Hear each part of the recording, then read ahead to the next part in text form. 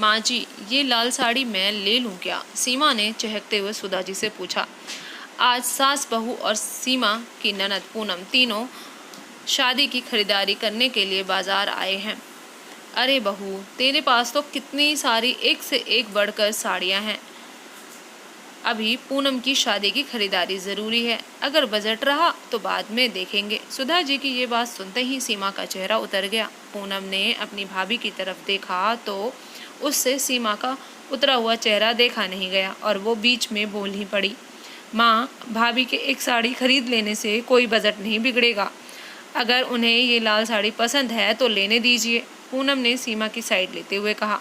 यह सुनते ही सीमा बोल पड़ी। अरे नहीं पूनम दीदी, माँ जी बिल्कुल सही बोल रही हैं। मेरे पास कितनी साड़ी नई की नई पड़ी हुई हैं, एक बार भी पहनने का मौका नहीं मिला है।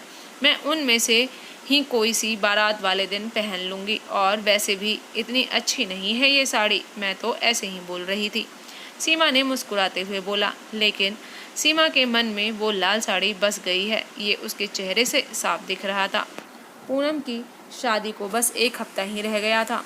सीमा और पूनम में बहुत ही प्यार था। सीमा घर की बड़ी बहू थी और शादी की सारी तैयारी उसने एक पैर पर खड़े होकर करी थी।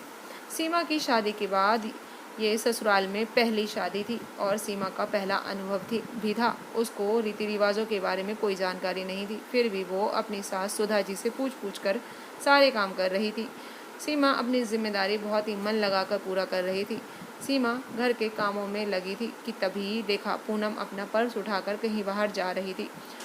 सीमा पूनम को टोकते हुए बोली। अरे पूनम दीदी, कहाँ जा रही हो? पूनम ने पलट कर बोला। अरे भाभी, मुझे थोड़ा मार्केट में काम है।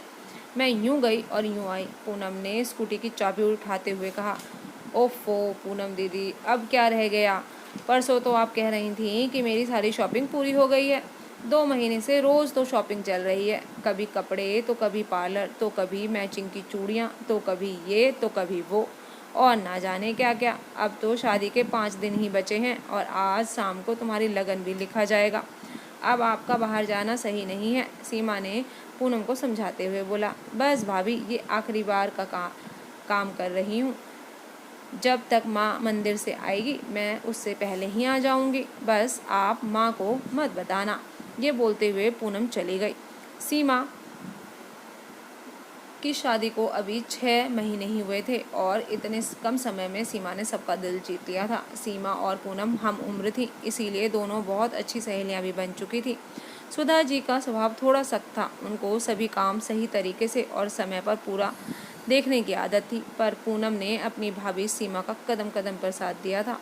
पूनम ने सीमा को सभी चीज़ों की जानकारी में बहुत साथ दिया था, चाहे वो घर के रीति रिवाज हो या किसी की पसंद या नापसंद के बारे में हो, या सीमा से कोई गलती हो जाने पर सुधा जी के गुस्से से बचाना हो। पूनम अपनी भाभी का साथ हर कदम पर देती थी।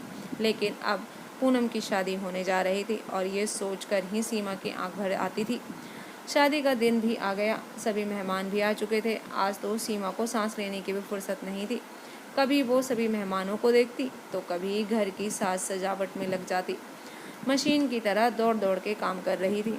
आज तो दोपहर के 3 बजने को थे और उसने अभी तक खाना भी नहीं खाया था। शाम हो चली थी। पूनम ने सीमा को आवाज़ लगाई। भाभी, आप भी मेरे साथ पार्लर चलो ना। दीदी, घर में बहुत रिश्तेदार हैं और इतना सारा काम देखना है। आप जाओ, मैं घर में ही तैयार हो जाऊंगी।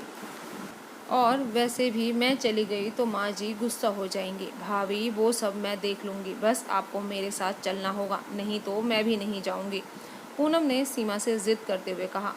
मेहमान भी अब तैयार होकर धीरे धीरे मैरिज गार्डन जाने लगे थे।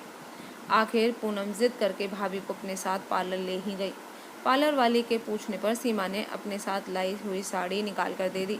तभी पूनम ने उनकी साड़ी एक तरफ सरका दी और वही लाल वाली साड़ी देते हुए बोली। भाभी, आज आप यही वाली साड़ी पहनने वाली हो? जब सीमा ने वही लाल वाली साड़ी देखी तो आश्चर्य से पूनम की तरफ देखने लगी और बोली। पूनम दीदी, अब ये इतनी जल्दी साड़ी तैयार कैसे होगी? ना तो इसकी ब्लाउज सिल पाएगा और ना ही उसकी मैचिंग की ज्वेलरी है। मेरी प्यारी भाभी, आप परेशान क्यों होती हो? इस साड़ी का ब्लाउज, चूड़ियाँ, ज्वेलरी सब तैयार है, बस आपके पहनने भर की देर है। सीमा की पलकें आंसुओं से भर गई थी। सीमा बोली। लेकिन दीदी, माँ जी, पूनम फट से पलट कर बोली। क्या माँ जी?